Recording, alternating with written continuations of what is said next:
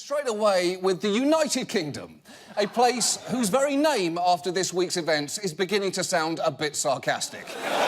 Because the UK this week voted to leave the European Union, a decision that has shaken the world, and not in a Muhammad Ali beating Sonny Liston kind of way, more in a those IKEA meatballs you love contain horse kind of way. And the fallout in Britain has been swift and significant. The Brexit decision is off to a bit of a rough start here in London, at least. Stocks were in freefall, the pound historically weak, and the country's in the market for a new Prime Minister. That's right. David Cameron announced he would be stepping down in the wake of the vote, which should make me happy, but in this situation, it doesn't. It's like catching an ice cream cone out of the air because a child was hit by a car. I mean, I'll eat it. I'll eat it. But it's tainted somehow. And before you have any sympathy for David Cameron, you should know this whole vote was his idea in the first place. We will give the British people a referendum with a very simple in or out choice.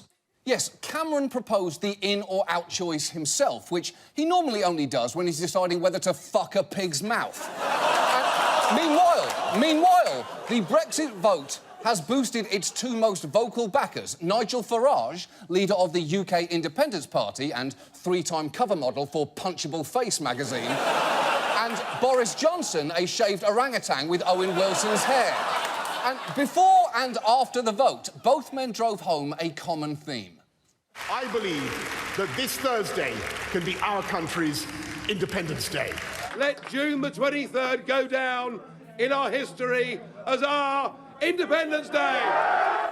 OK. Just a couple of things there. First, Britain was already independent. In fact, it's what many other countries celebrate their independence from. And second,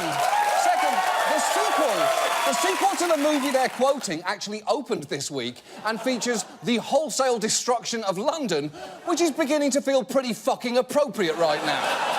And I'm not even sure the pro-Brexit camp had planned on winning, because the next day they started speaking a lot more carefully about the promises that had been made. You might remember that campaign bus, which read, "We send the EU £350 million a week, let's fund our National Health Service instead." Well, here's Nigel Farage the morning after the vote. The £350 million a week we send to the EU, which we will no longer send to the EU, can you guarantee that's going to go to the NHS? No, I can't, and I would never have made that claim. That was one of the mistakes I think that the Leave campaign made. Oh, now you're telling us! But it does seem that Farage will not correct factual mistakes when they're on the side of buses. I, therefore, would encourage Britain to take out bus ads reading, "Nigel Farage has spent hours trying to put his own penis in his arsehole." I presume he'll be silent about it.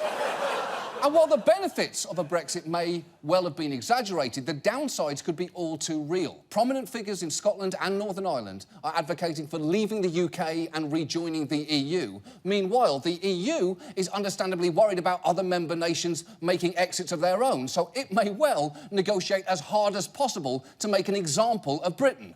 Basically, it seems like whoever the next UK Prime Minister is going to be, whether it's Boris Johnson or a racist tea kettle, they are going to be in for a rough few years, because once they invoke what's known as Article 50, they have just 2 years to negotiate their withdrawal and future relationship with the EU, on top of which they'll have to settle outstanding bills with the EU, hammer out new trade deals with dozens of countries, sift through thousands of EU regulations and decide which ones to keep, and figure out how migration will work, and all the while, lives hang in the balance. Take this Portuguese woman who has lived in the UK for years and has built a life there.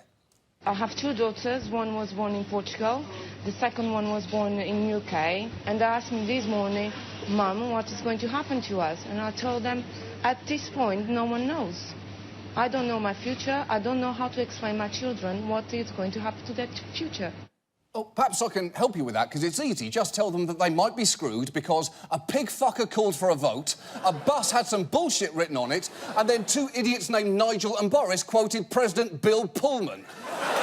They'll get it. They'll totally understand.